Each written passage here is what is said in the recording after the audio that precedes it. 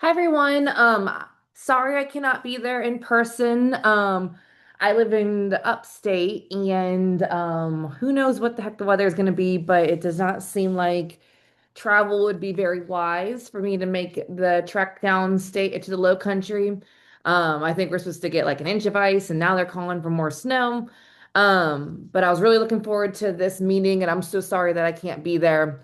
For those that don't know me, my name is Mallory Maher. I have been the coordinator now for the Master Naturals program for about a year and a half. I took over back in September of 24. Um, if you have any questions that come up after this presentation, feel free to reach out to me. Either email that's listed on this screen will come to me, the mallard@clemson.edu or naturalist@clemson.edu. So a little bit about me. I live in Greenville currently. My husband's name is Mike. We got married in 2021 in Charleston. So I love Charleston. I love every opportunity to get down there if I can. We actually got married at Boone Hall there in 2021. We have a golden retriever named Covey. And then it was actually raised outside of Pittsburgh, but I've been in South Carolina now since my undergrad degree when I graduated in 2012. So I've been down here for quite some time. My undergrad degree is in wildlife biology from Clemson. I also have a master's in agricultural education and a master's in wildlife biology, also from Clemson. And then just kind of a little fun fact, I started working for Clemson Extension in 2016.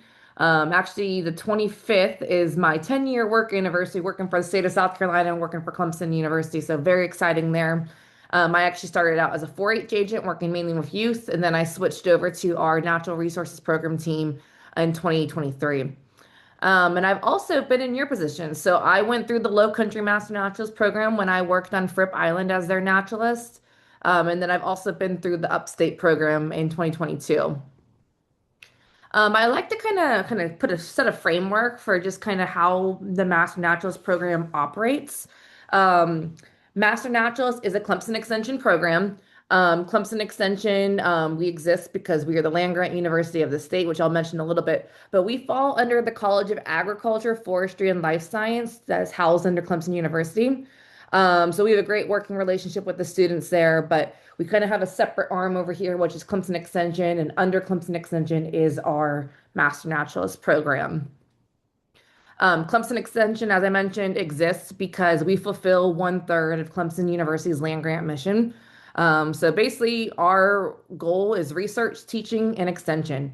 We are there for you guys and we work for the public. So our goal is to provide research-based education in categories from youth development to agribusiness to agriculture to natural resources and pretty much everything in between.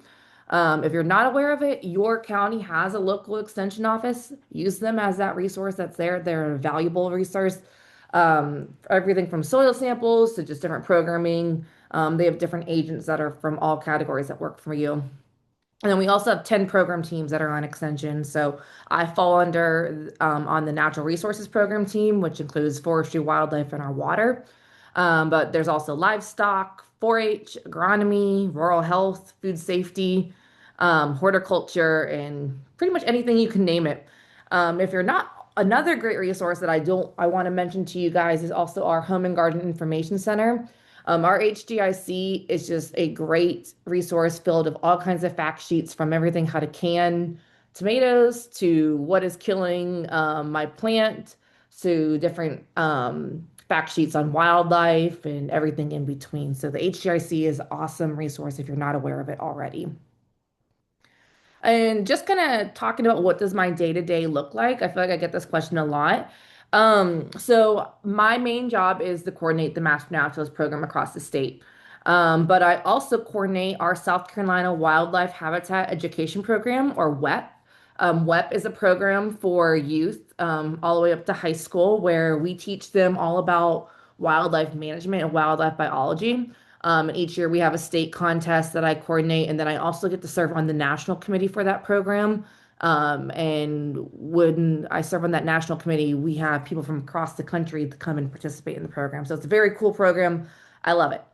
I also provide training and support to all the host sites like you guys. Um, in addition, you'll see my name pop up on different publications and fact sheets and things like that. And then I'm also a resource to the public and then my program team members and coworkers across the state as well. So I have a lot of different duties. Just depends on the day. But my favorite is obviously Master Naturalist. And I did just kind of want to talk about our hours and reporting hours. So our fiscal year for Clemson University goes from July 1 through June 30th of the following year. So these are the hours that we actually report to the government, and I'll talk about where we report these hours in a little bit. But last fiscal year, we had 24,000 hours. We had 371 master naturalists report their hours. So thank you if you were one of them. And we've reached over 66,000 people, which is just a tremendous impact. So thank you for that. I also just like to pull the hours from the calendar year just because I'm just curious to see how they line up. These hours do not go anywhere official, but it's just more just a curiosity thing. You can see we had 22,000 hours last year, 79,000. We reached 79,000 people and we impacted 24,000 or 25,000 people. And then talking about last year, you guys knocked it out of the park. Charleston, you guys had 8,000 hours, which is just a huge impact. If you look at the other host sites, you almost double them, which is just very cool. Just and thank you again for supporting us and supporting your program and going in and logging your hours. You will see here there's about 2,500 hours that are kind of unclaimed. What that means is the person that logged their hours just didn't actually pick a host site that they belong to. So there's a chance that those hours might belong to you. And I was just kind of more curious just to compare to see what you guys did for the calendar year and how those lined up. So you had 8,000 for our official ones that we reported, and you so far last year you had 6,000 year or 6,000. So still great numbers, just kind of how it line works out.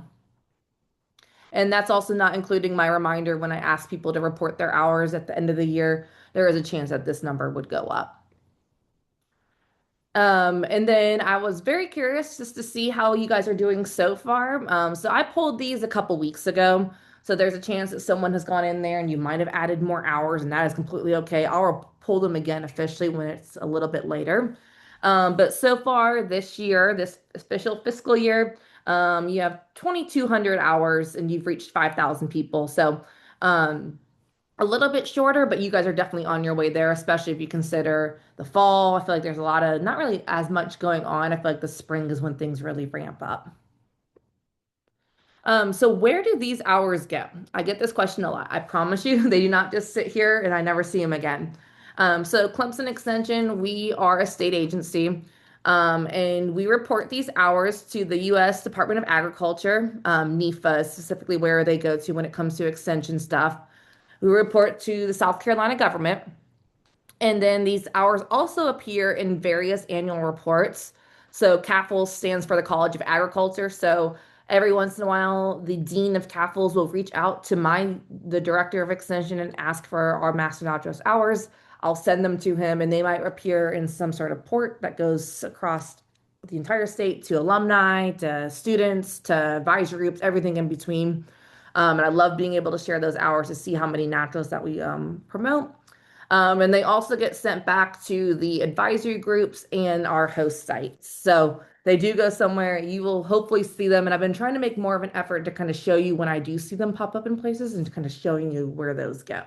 So again, thank you for reporting those hours. I truly appreciate it. And you guys really do make a difference in South Carolina. So just kind of things that have happened over the last kind of year and a half or so, and things that I really wanted to kind of focus on. So I wanted to focus on the graduate experience. So you guys, so I increased the communication. Communication is big for me. I feel like you can never hear enough from someone. So all master naturalists basically they receive an email me on their graduation, and that graduation email just kind of kind of talks about everything that they learned the previous 12 weeks, but then it also kind of talks about the next steps and everything like that. um Obviously I've increased the advanced training announcements and kind of maybe turned them more into like a newsletter format instead of just here's a program, have at it. It kind of has in there just buried some other information when I can. And then I also have been making an effort that each Master Naturalist cohort class sees me at least once throughout their 12-week experience. So whether that be during the week at their graduation or the first day, they'll at least hear from me and see me and kind of put a name to a face. Um, I also wanted to increase the Clemson connection. So we, as I mentioned before, we have a lot of great resources out there for you guys. We offer a lot of great workshops that are not necessarily master naturalists, but they do benefit you and they do help and count as advanced training. So wanted to include a lot of those. For example, like chainsaw safety stuff. With all these storms and hurricane prep, those kind of things, or even trail maintenance, I feel like that's just something that's valuable to have. And so sharing those opportunities. I trying to improve the database user experience to basically say if I've improved it this way, then just make it as easy as possible for people to record their hours. So there was a video created, there was a different advanced training video created, and there's just kind of a quick guide on how to use the database. Um, I will say that in the future, this database probably will change. It is an aging database. We're still a little bit off from that. It's kind of behind the scenes. I've seen it, what it looks like, and I think it will be popular by you guys. But for now, we're using this one until that one is ready. And then I've also trying to work with our alumni and association group support and trying to build that connectivity between the host sites and the alumni groups and offering the support whether I can. And then increasing the number of advanced trainings and also offering different advanced trainings than we have in the years past. So you still have the ones that we tend to offer every single year, but then we also have trying to add some new ones in addition to the old faithful ones. So talking about advanced trainings, so like I said, we new opportunities, new instructors, constantly kind of figuring that out and learning and hearing of opportunities and expanding what that looks like. That's going to be something that I continue to work on throughout my time with the Master Naturalist program. Making the connection back to extension workshops. And something that I'm very excited about is our Southeastern Master Naturalist Continuing Ed series, which is a mouthful. We have not figured a way how to narrow that down a little bit, but I'll talk a little bit more about that here. So it is a joint effort between the Southeastern Master Naturalist programs. So Alabama, Georgia, Florida so far. We might be expanding to other states in the future, but the reason why we focus on these ones right now is because they're all tied in directly with the extension services. So it makes it a lot easier to coordinate when we all work for the same overarching agency. Um, so the idea here is there's 12 webinars a year. Sometimes there might be a few more that are added between. They're about an hour each, which counts as 12 hours of advanced training. So these topics, what we learned when we are meeting with this group, and we meet a couple of times a year, is we learned that a lot of the topics are relevant to everyone across the board and across the Southeast. So it's been fun kind of sharing ideas and as a state, we sponsor three of them, and then the next year we will offer keep on going that and we all rotate. So in January we have Austin Jenkins that works for he helps with the Midlands program and does a lot of other advanced trainings. He's going to be doing a webinar on the 29th about Carolina Bays. In February, I'll be promoting backyard wildlife habitat, and then we'll hear from Andy Jones with the Low Country program in, I want to say, May about my bird migration. But scattered in between all those months, there's also some great topics that definitely encourage you to attend those webinars. And yes, they do count for advanced training. So talking about the future of the South Carolina Master Naturalist program. So with the program, nothing is changing, the in-person stuff. So short-term goals, I really just kind of want to focus on maybe offering the interpretation course a few more times. Right now, we only offer it once, but you can take an outside course. Um, but working on kind of expanding those and seeing if we can start getting more of those on the calendar so people can, if they want to go for their statewide certification, it's easier for them to obtain. The South Carolina DNR partnership.